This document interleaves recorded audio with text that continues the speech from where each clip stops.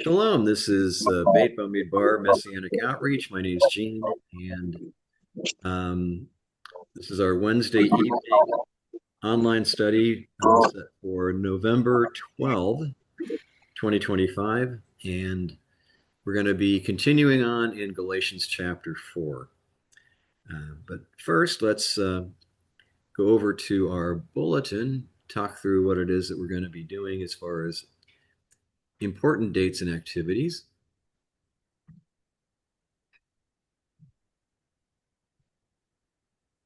Let's get that out. Oops. Get that out of the way. There we are. Okay. This is our official bulletin. You'll notice that the date is set for about 4 days later because this is what we use at the Veterans Home on Shabbat. So it looks a little bit early, but that's okay. 9:30 on Shabbat, we do our weekly prayer service at the Veterans Home in Post Falls, Idaho. It's open to the public. You're welcome to come and join us. Okay. Our normal routine is a Shachrit prayer service, some announcements, a discussion of the weekly Parsha. And this week's Parsha is Chaye Sarah, meaning the life of Sarah. It always seems a little odd for me that the Parsha is titled The Life of Sarah, but the first thing that happens in the Parsha is that she dies. So I guess that's Chaye Sarah is probably a little bit better phrase than the death of Sarah to start with. Okay, continually pray for the peace of Jerusalem. We have much to pray about, and there's always new things going on, good and bad. So keep Jerusalem in prayer. Next week's reading is Toldot, generations or the children. And Wednesday evenings at 6:30, we have an online study. If you're listening to this, you're already on the broadcast. Upcoming events, we have later on this month, Rosh Chodesh Kislev, and that's it for the special stuff for the week. For the month. And then next month, we do Hanukkah. Yay! So we're a couple weeks, about a month away from that now. And we'll have a lot of fun and games during that time. I still have to work up my calendar for next year so I can have the January postings for upcoming events, but we're still a bit of a time away, so I'm really not rushing to get it done. One of these days it'll happen. Okay, questions, comments, rebukes as far as the bulletin is concerned.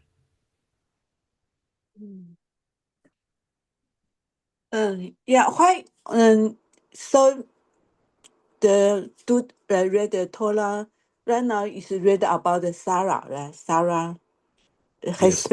special season for Sarah. Read the Sarah, to us. Okay, what's that? Sorry. I know some scripture Torah read about this season. So right now I read you say about the Sarah, right? Yeah. Why need to read about Sarah?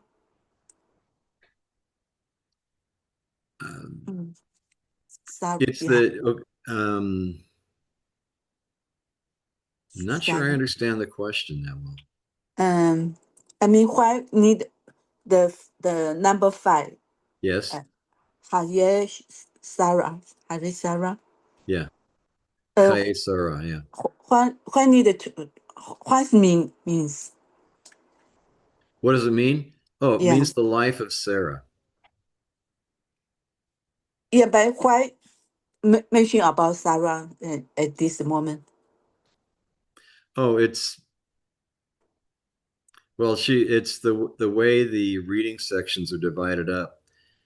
She is basically the first thing mentioned in this weekly reading. So that's where the name the names for each portion comes from the first words or something in the first phrase of the text that we're reading. Mm-hmm. In this case, the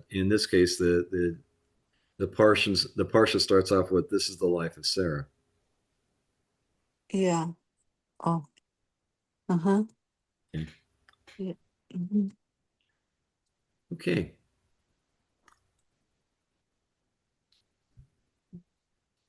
Let me get over to see our reading for the week, Galatians. Yay!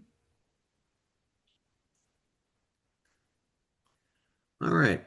Let's go ahead and get started. The use of two covenants shows this analogy to be a contrast between ritual conversion and faith in Messiah as a means to enter into the promises.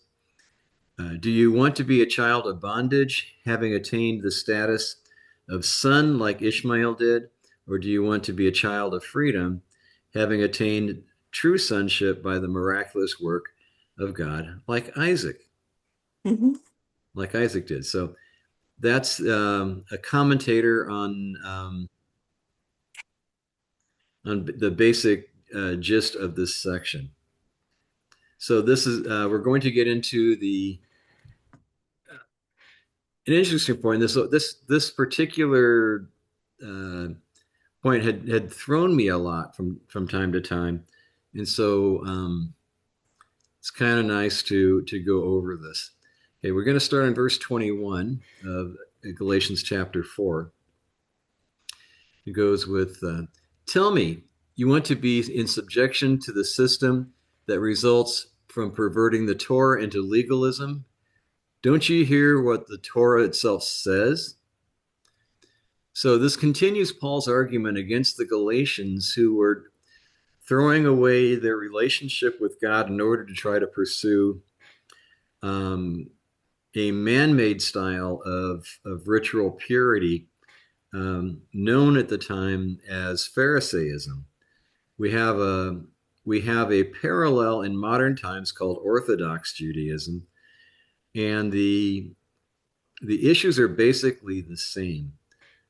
Rather than following the commandments of God the way God gave them, um, uh, um, modern Judaism and Pharisaism of Paul's day um, adds and changes a whole lot of stuff to produce a system of holiness or attempting to attain holiness through man made efforts rather than following the commands of God. And that's the basic gist of Paul's argument in this letter, um, that we should be following the commands of God, not the man made instructions, especially when they contradict. Okay.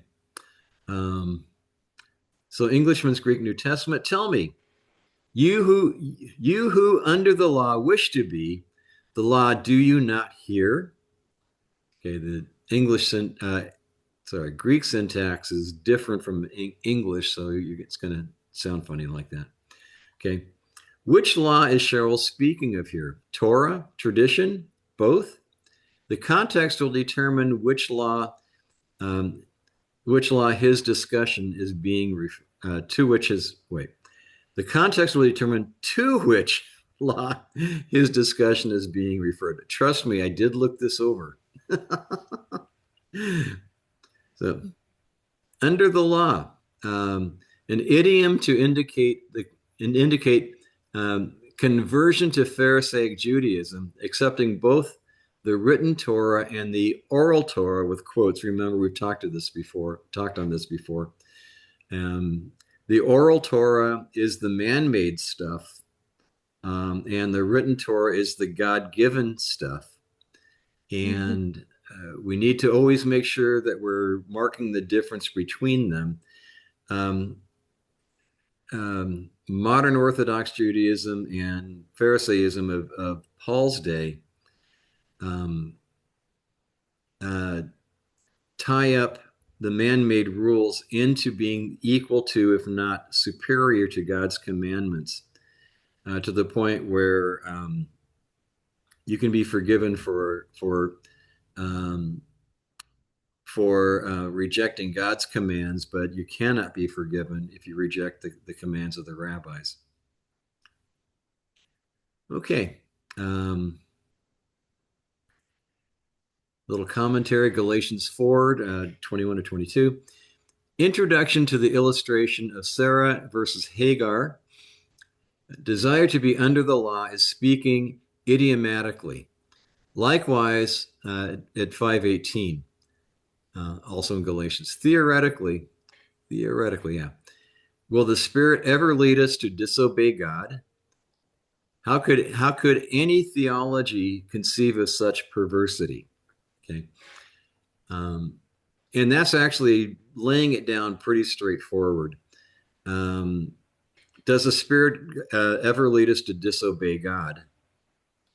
Yet you may find yourself being at odds with the commandments of God if you want to follow the traditions of Judaism, either modern or past. Okay. And the commentator here uses this discrepancy as describes it as perversity. And how can any theology tell us to disobey God and follow man-made ways instead? Okay. And then, yet this is exactly what is going on today. There are religions which declare Yeshua as Messiah, but reject the very commandments given by God for his people to live therein.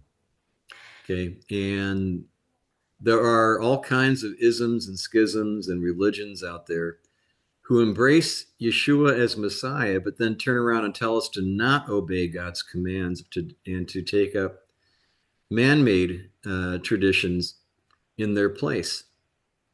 Okay. So that's very much the case even to today. And it's not just a Jewish thing. There's all kinds of other religions, generally called Christian religions, that tell you to disobey God, and either because that particular religion has replaced God's commands with their own rules, or they, in a very perverse fashion, say that we should be not doing what God says that we should be doing. Okay. Paul understood that the idea behind the phrase works of the law was something specifically opposed to the written commandments of the law of Moses. When Paul retorted with his statement, "Do you not hear the Torah?" it appears to me as a clear reflection of Deuteronomy 12:32 and also 27:26, and they're quoted here just for the fun of it. Everything I am commanding you, you are to take care to do. Do not add to it or subtract from it. And a curse on anyone who does not confirm the words of this Torah by putting them into practice. And all the people are to say, Amen. Okay, when this is part of Deuteronomy where you have the blessings and the curses, and this is basically the ultimate, the final curse, a curse on anyone who does not confirm the words of this Torah by putting them into practice, by doing them. So these are our rules. These are our commandments, to take the commandments of God and to put them into practice. Okay. And as believers, we show our faith not by our aloofness from God and his commandments, but by how well we follow what God has said and commanded us to do. Okay, questions, comments, rebukes as to verse 21?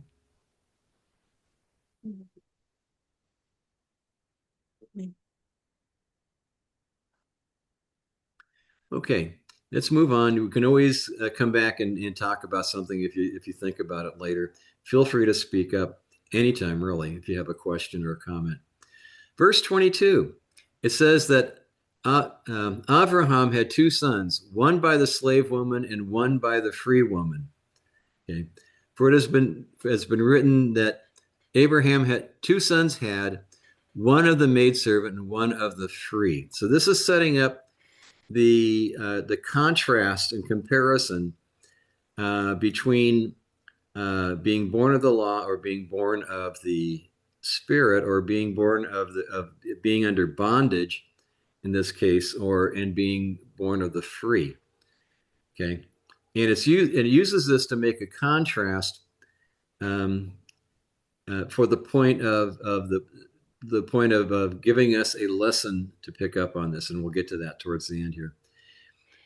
This is setting up a comparison of fleshly efforts to make God's promise happen, that is Pharisaism or orthodox, compared to following that which God will provide in His timing and method, um, meaning the sacrifice of Yeshua and inclusion without required conversion into a man-made religious program. Now, this is sort of a necessary piece of terminology, because this is the real difference. Okay, are we children of the promise, or are we children of the slave? Okay, in other words, do we receive the promise because it's given to us, or do we try to gain the promise through our own efforts? And that's the point of this contrast. Okay. More commentary. See Genesis 16 and also 21, verses 1 to 21, for what the Torah says about Avraham and his two sons. One, Ishmael, was born by the slave woman Hagar. Avraham and Sarah's fear that God would not give them a child induced them to make use of their maidservant Hagar's childbearing capacity.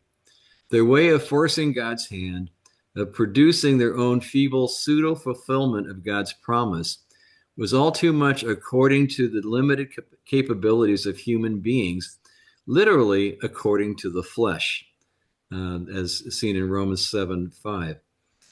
On the other hand, the other one, Isaac, was born by the free woman, Sarah, through miracle working power of God fulfilling his promise, literally through the promise, which he made to her at Genesis 18:9 to 15.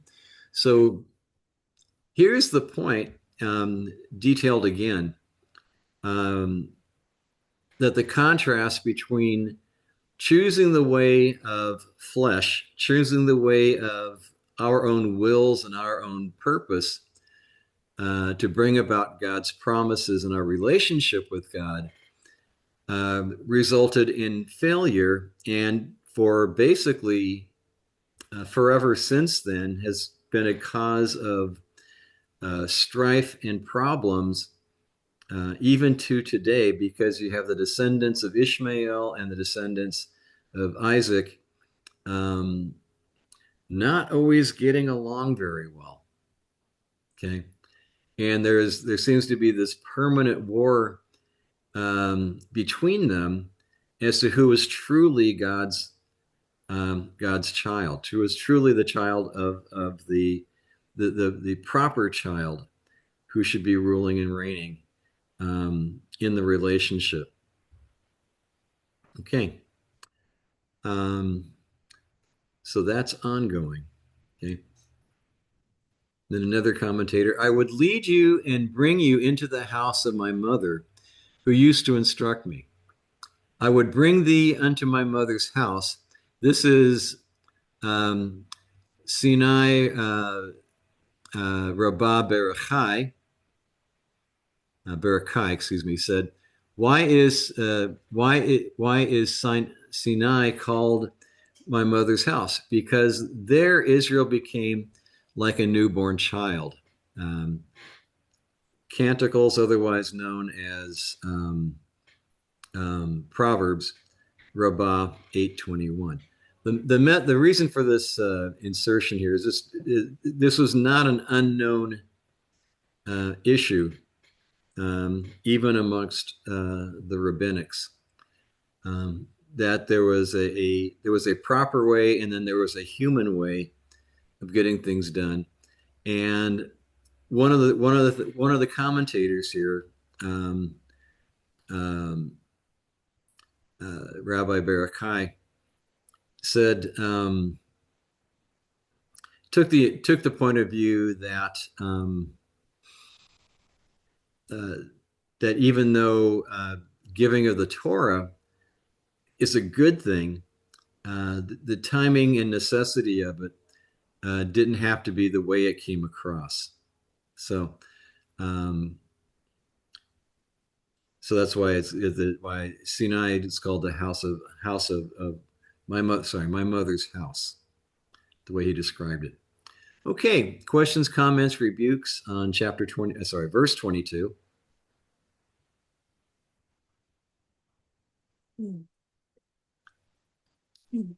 Okay, let's move on to verse 23. Again, feel free to pop in and ask a question or make a comment wherever it feels relevant for you.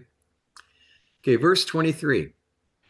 The one by the slave woman was born according to the limited capabilities of human beings, but the one by the free woman was born through the miracle working power of God fulfilling his promise. Englishman's Greek New Testament says, but he of the maidservant, according to flesh, has been born, and he of the free through the promise. And so again, we're making a difference between um, Ishmael and Yitzhak. That Ishmael was the product of human attempts to make uh, God's will happen, versus resting in the promise, waiting on the promise of what God was going to has promised to provide through Isaac, through Yitzhak. Okay. So in this case, which law is Shaul talking about? The law of flesh versus the law of promise. Okay.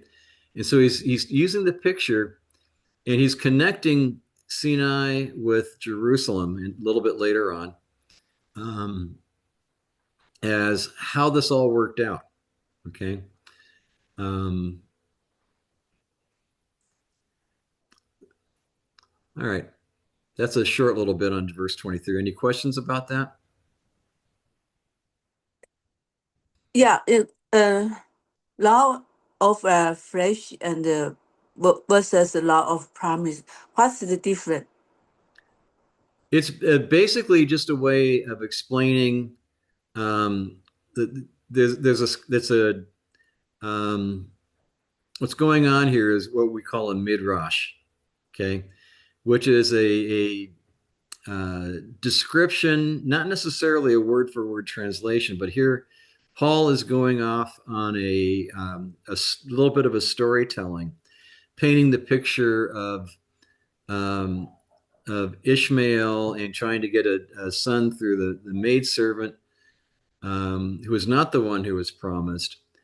And it's connected to, it's connected in Paul's uh, uh, homily, his preaching method here, to Mount Sinai, where God has imposed his law on Israel, and and then he turns around and contrasts Isaac being born by waiting on the promise, and in the next verse he's going to get into describing that as Jerusalem, which is the place of promise, in the sense that this is what God gave us to say, this is the place he's going to put his feet, this is the place he's going to reside, and all the world is going to find him there.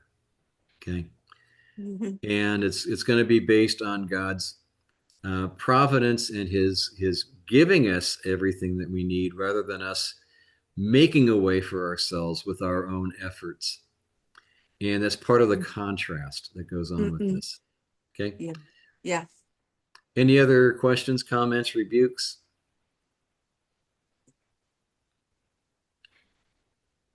Okay, verse 24. Now, to make a midrash on these things, these two women are two covenants.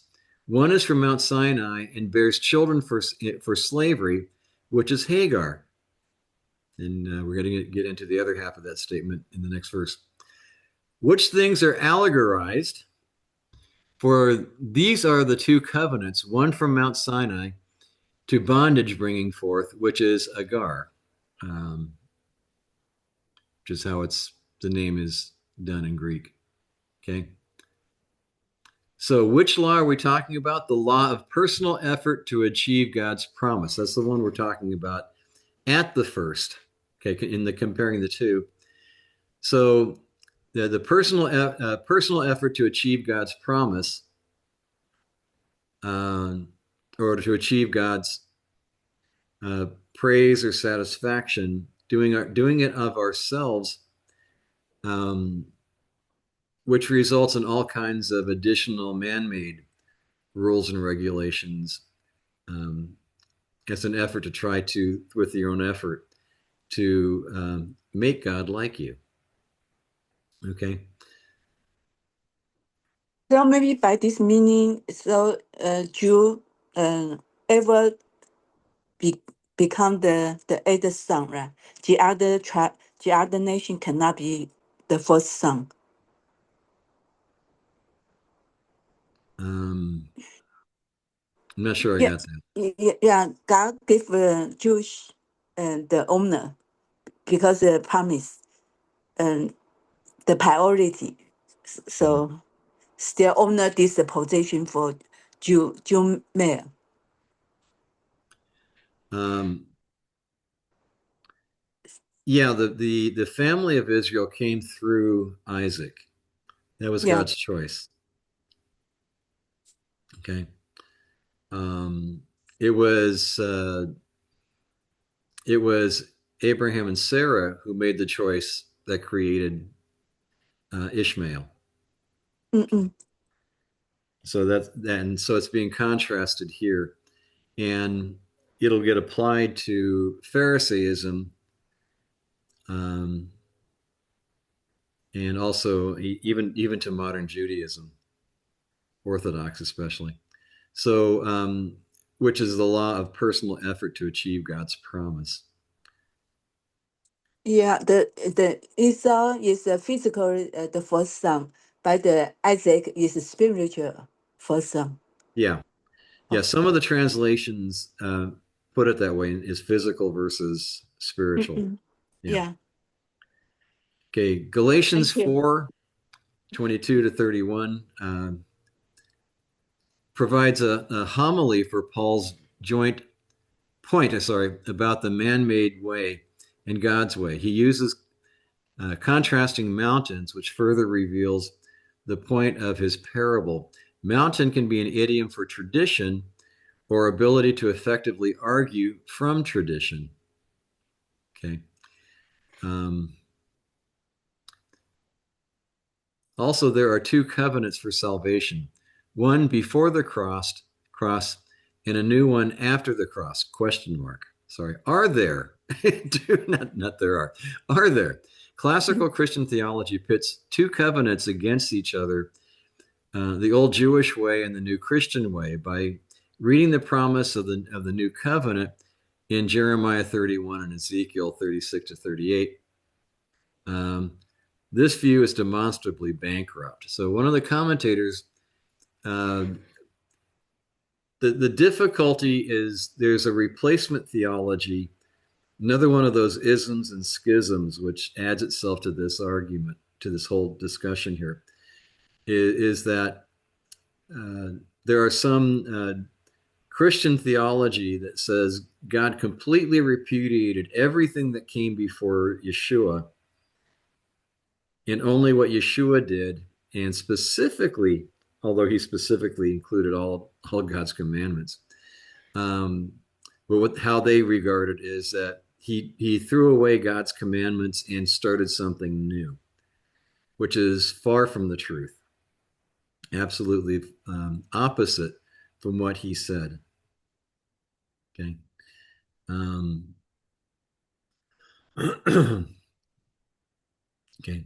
Mountain can also be interpreted as authority, um, such as in Matthew 21:21. Yeshua answered them, "Yes, I tell you, if you have trust and don't doubt, you will not only do what was done to this fig tree, but even if you say to this mountain, go and throw yourself into the sea, it will be done." Okay, and so this is the effectiveness of faithful obedience, um, versus trying to manufacture something your own way. Okay. Uh, Further commentary to make a midrash on uh, Greek, meaning being allegorized. Hebrew midrash, which is one of the four main methods of interpretation. I mean, study in interpretation. It derives from the drosh, which means to search. Most of Jewish midrashic literature brings out ethical and devotional aspects of the Bible, sometimes drawing out and applying what is manifestly there, and sometimes imposing meanings on the text, although the norm in Judaism is not to make a midrash that violates the peshat, that is the simple reading of a text, of the text. Here, Shaul goes beyond the peshat, the plain meaning, of the Genesis text, though without violating them. His application of them is bold and shocking, for although the Judaizers can claim physical descent from Sarah, Shaul calls them spiritual descendants of Hagar. Revelation 11:8 has an equally surprising reversal of traditional Jewish identifications. But such shocks are not limited to the New Testament. See also Ezekiel 23 and 34, and also Hosea chapters 1 and 2, for comparable examples in the Tanakh. Okay, and that's Dr. Stern's commentary. Okay, questions, comments, rebukes?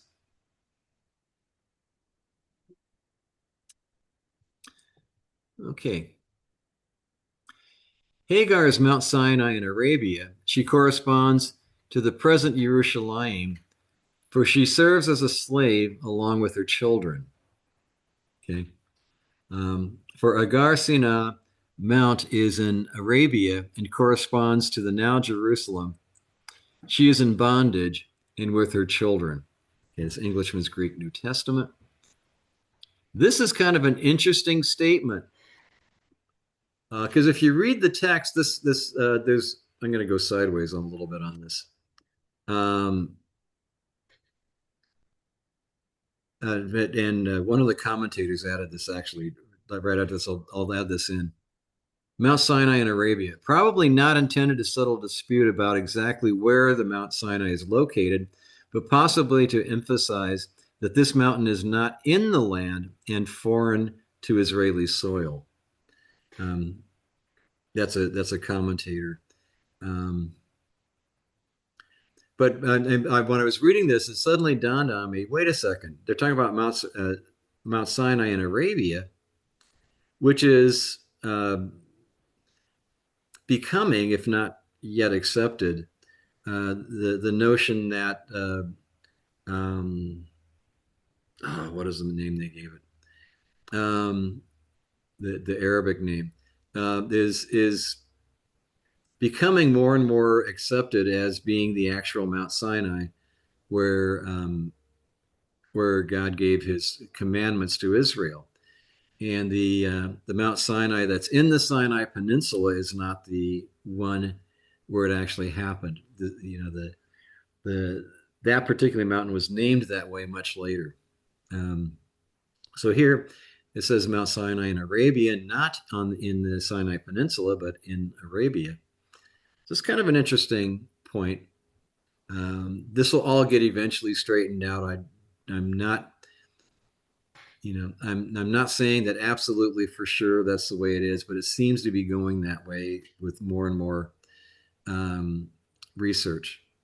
Okay,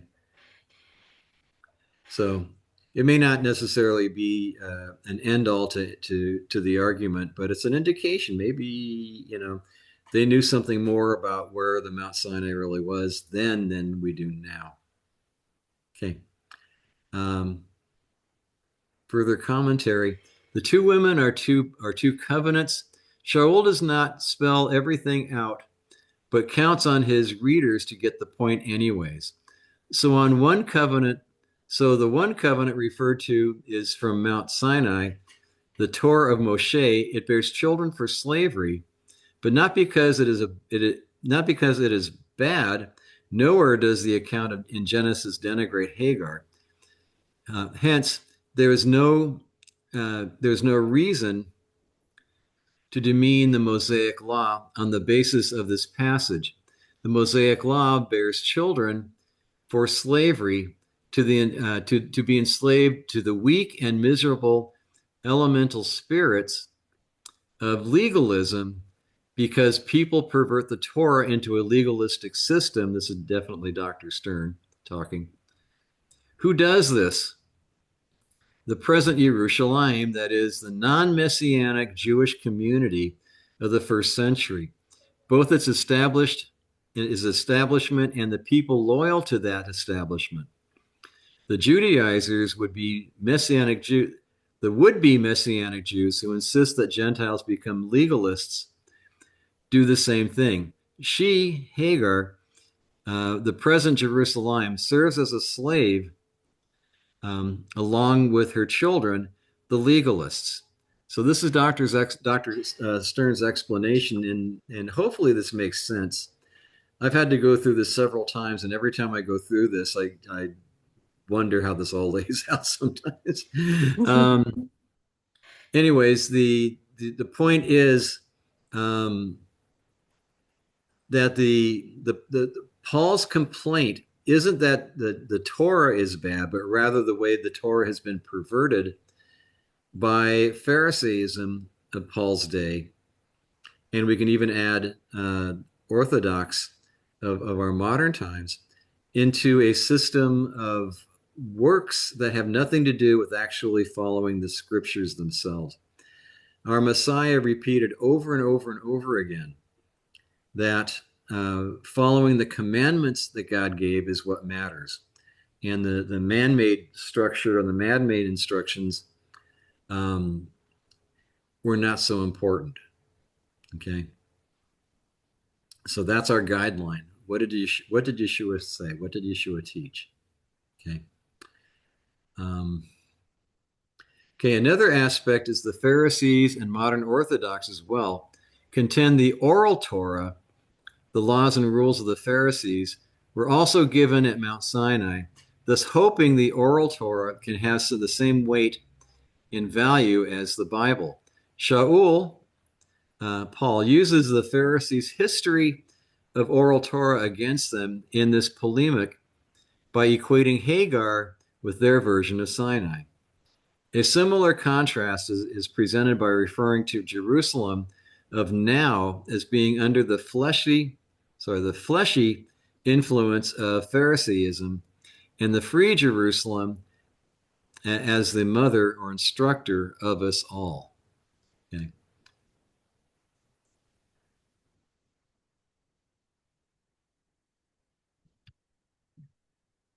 Okay. Questions, comments, rebukes so far? This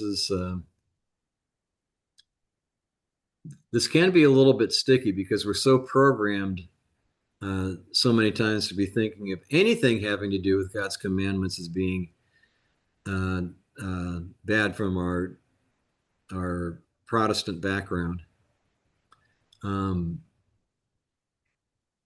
But here we're told that what God has given is good and right and just.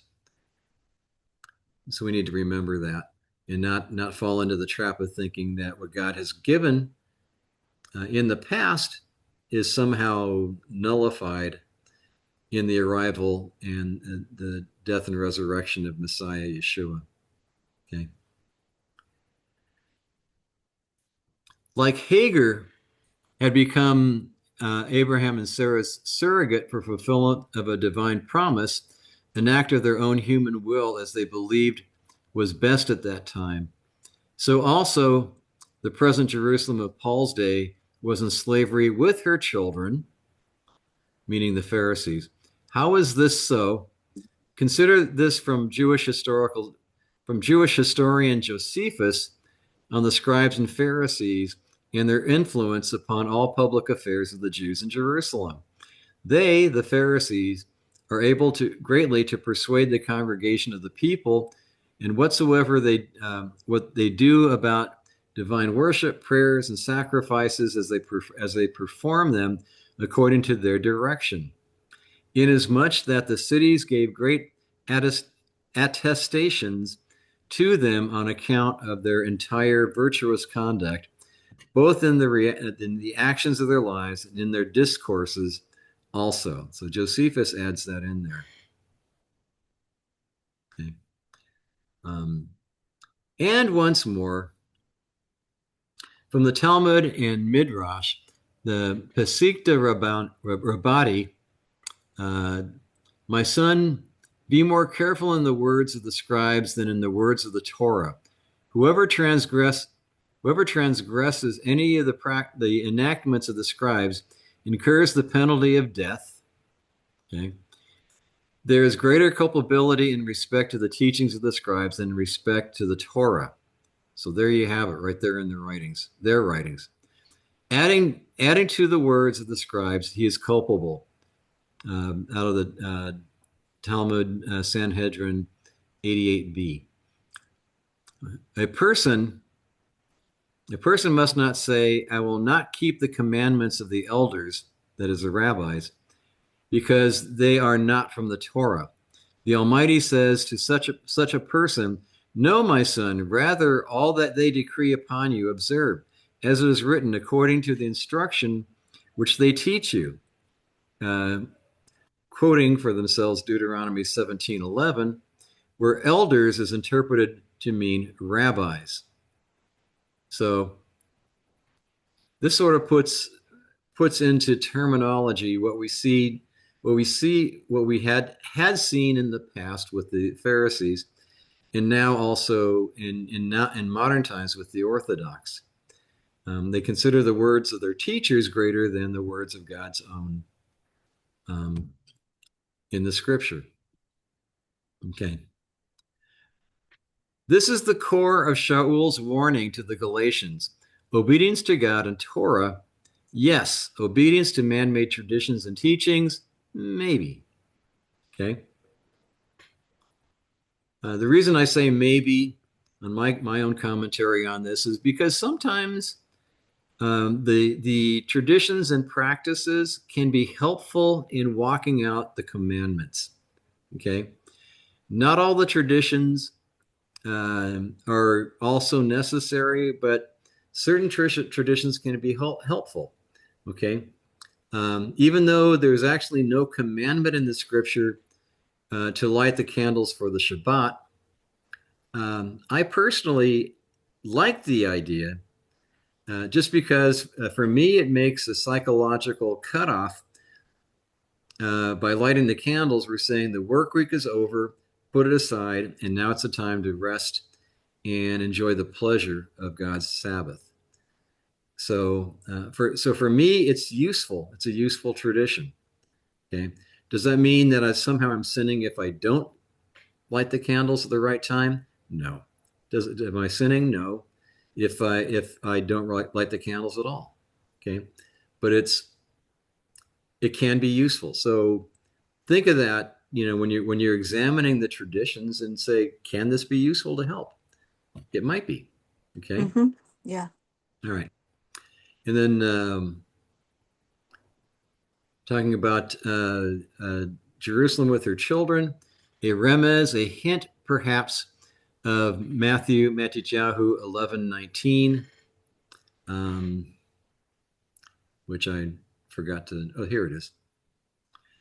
The Son of Man came eating and drinking, and they say, look, a glutton and a winebibber, a friend of tax collectors and sinners. But wisdom is justified by her children. Okay.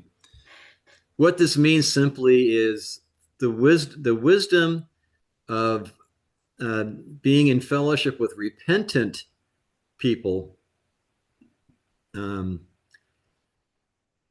has a wisdom that is justified by the results. In other words, the results of accepting into the fellowship of the believers people who may have been less than totally honest and less than totally pure.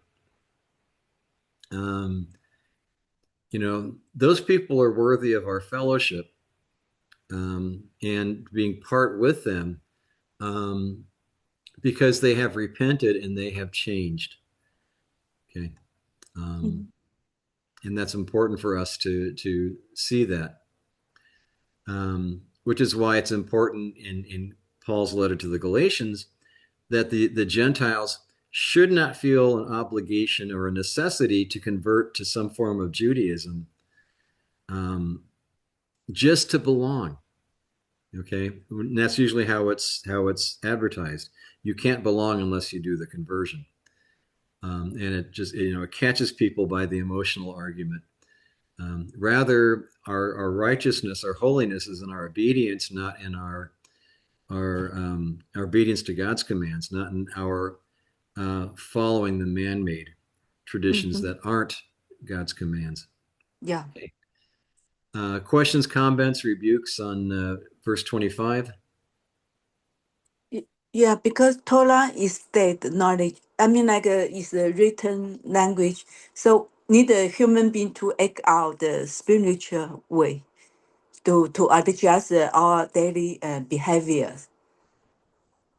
Yeah. Um, yeah. God's commandments are uh, we're to follow. These are the commandments that God spoke and Moses wrote down. Okay, that's a special category, different and separate from everybody else who wrote stuff that wasn't breathed by God. Okay, God certainly spoke to the prophets and the people even after the Torah, but the main bulk of God's commandments and His instructions came through Moses, and that's why we focus on that so much. Um, the Mm. the point being is that that's the basic root of what we're to follow. What is done by tradition and by man-made edicts after that, um, we're not required, um, even in God's own words, we're not required to follow the words of man. We're required to. So it's very much in contradiction to what we just read, in the previous verse, that we, according to the rabbis, we're under a greater obligation to follow them than to follow the Bible.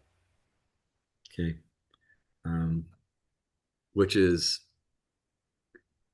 the warning light should be going off like crazy. Mm. Okay, any other questions, comments, rebukes on verse 25 or anything before then? Yeah, I believe like Jesus broke the Sabbath day, the rule. The other people surprised why he did that. Okay. Yeah. Well, Yeshua did not sin in things he did during the Sabbath, but rather he established by his actions that there are certain things that tradition had required to not be done, but he was proving that it's acceptable. And healing on the Sabbath is one of them, one of those things. Um, even doing a chance meal, which is the traditional terminology, that if you're walking through a field and you're hungry, it's permissible to, um, you know, pull off whatever food is available right then and there, and to have a meal right there. You're not supposed to harvest, that is, take some with you, but rather just satisfy your hunger at that moment. And that's Mm. permissible. And what happened was um, at the time of Yeshua, it was already established that you're not supposed to take anything whatsoever, even on the Sabbath, to do that chance meal kind of a thing. And Yeshua said, no, if you're hungry, eat. Mm. And so there, Yeshua's. directly contrasting what he says is God's intent compared to the rabbis, the teachers, and the commentators up until his day. So, so there's a difference there. Okay. And even the rules of the Pharisees of that day, they took the position that was wrong to even heal on the Sabbath.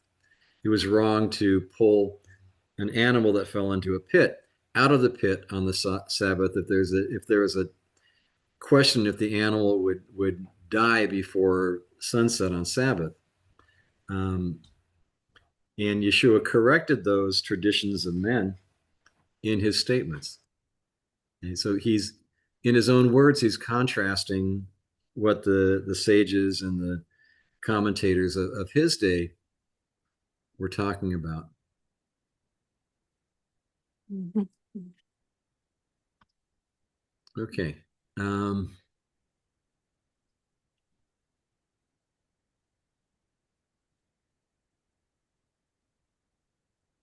Okay. Let's see, where am I? I lost my place. Which law? Okay, we did that. Okay.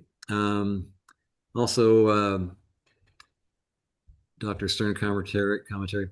But the Jerusalem above, corresponding to Sarah, is free, and she is our mother, the mother of all who have the trusting faithfulness that Abraham and Yeshua had, whether Messianic Jews or Messianic Gentiles.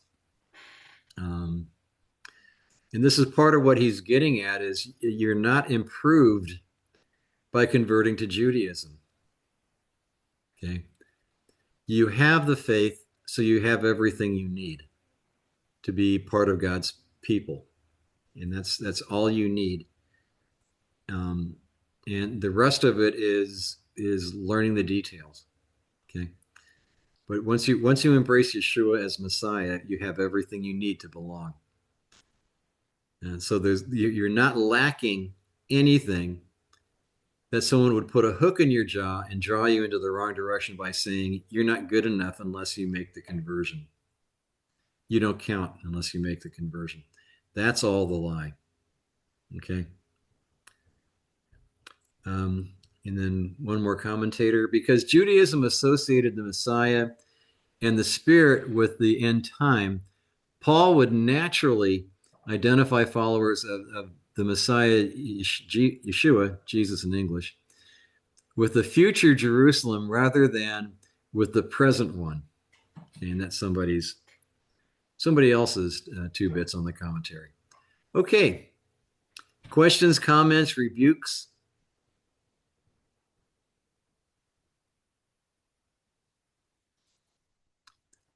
Anything at all? Oh, future Jerusalem.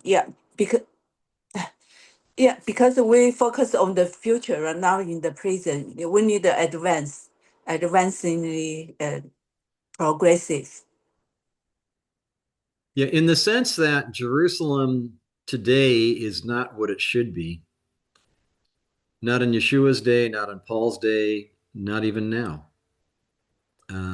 We're still looking forward to that future Jerusalem where everything will be holy.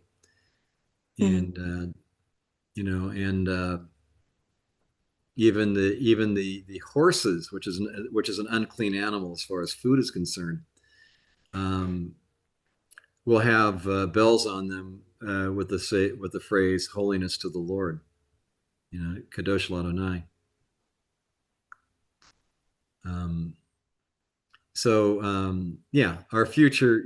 We're looking for the future Jerusalem, and we might love the present Jerusalem because this is the place where God puts his presence. But not everything is quite right yet. So it's going to be kind of an interesting thing, and I think we're all going to be shocked and surprised when Yeshua sits on the throne and says, "Okay, this is what's really supposed to be happening," Mhm. and we can look forward to that. You know. Mm. Okay. Um, any questions, comments, rebukes otherwise? Okay. Father, thank you for bringing us together and keep a good watch over all of us that we may get together again next week. And Lord, fill this place with the people that you want to have here and help us to walk in your way all the more with all the more joy and happiness and contentment. B'Shem Yeshua, Amen. Amen. All right. God bless you, kids. Thank you, Rabbi. All right. Thank Shalom. you. Shalom.